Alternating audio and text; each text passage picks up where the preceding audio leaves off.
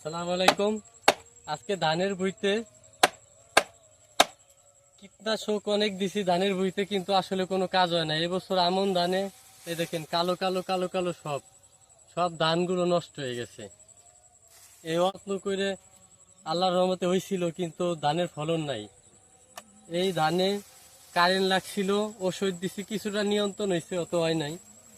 তারপরে গান্ধী পোকা লাগছে। এই যে গান্ধী পোকার কারণে এই দেখেন এই যে সাদা সাদা হয়ে গেছে। এই বাইলে গান্ধী পোকার রস নিয়ে বাইলটারে শুকনো করে রাখে, সাদা হয়ে যায়, কালো হয়ে যায় পরবর্তীতে। এবং শুধু গান্ধী পোকা না, এই জায়গায় মাজরা পোকাও লাগছিল। এত লেভেলে কীটনাশক দিছে, অনেকবার দিছি, 5 থেকে 6 বার, কোনো কাজ হয় নাই। আর এই কীটনাশক দেওয়ার কারণে কিন্তু মাটির জমিও নষ্ট হয়ে যাইতেছে।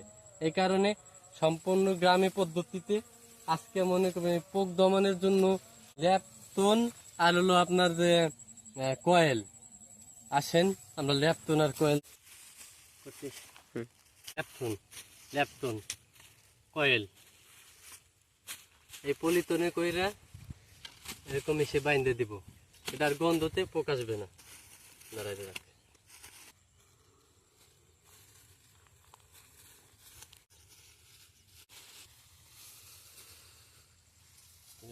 বাঁধবেন, বাইন্ধে বাস। এবার গন্ধটা কিভাবে বেরোবে, এই দেখেন গন্ধটা কিভাবে বেরোবে। নিচের থেকে কাটবেন, উপরের থেকে কাটবেন না, বৃষ্টির পানিতে নষ্ট হয়ে যাবে। এই যে নিচে এইভাবে দিয়ে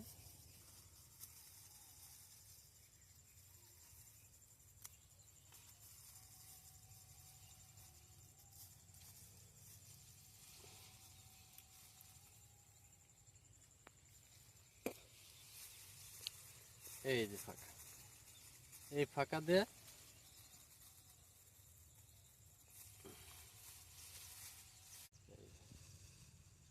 গন্ধতে পুরো একেবারে। এবার আমি কয়েল বাইন্ধে দিই।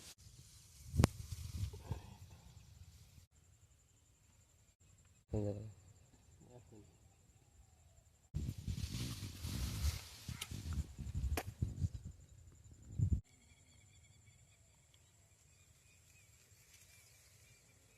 আগুন ধরেছে, ল্যাপটপের অলরেডি কিন্তু আমি গন্ধ পাইতেছি। আপনারা কি পাইতেছেন? আপনারাও পাবেন, একটু ধৈর্য ধরেন। দেখছেন ধুমা একের পুরো বইতে যায়, পোক দমন হবে। কীটনাশক ব্যবহার করে ভাই কোনো কাজ হইতেছে না। এই কারণে এই পোকা দমন করার জন্য এই পদ্ধতি, গ্রাম্য পদ্ধতিতে ভাই পোকা দমন করতেছি। এই দেখছেন ধান একেবারে শেষ। এই বছরে ধান যে পরিমাণে ধান হয়েছিল এই বইতে আমার, যদি ঠিক মতো ধান হইতো 1.5 মণ থেকে 2 মণ কাঠাই পাইতাম।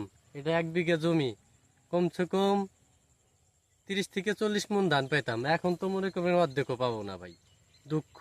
এই বছর সারা বাংলাদেশে আমন ধানের এই একই অবস্থা। যদি আপনারা আমার মতো পদ্ধতি করবা চান, এই ধানের বাইল যে সময় বাইল ধরে আসার সময় এই পদ্ধতি ব্যবহার করবেন, তাহলে পোকা দমনের জন্য ইনশাল্লাহ মোটামুটি ভালো কাজ করবে। তবে ঘন দিবেন। আমি এই বইটি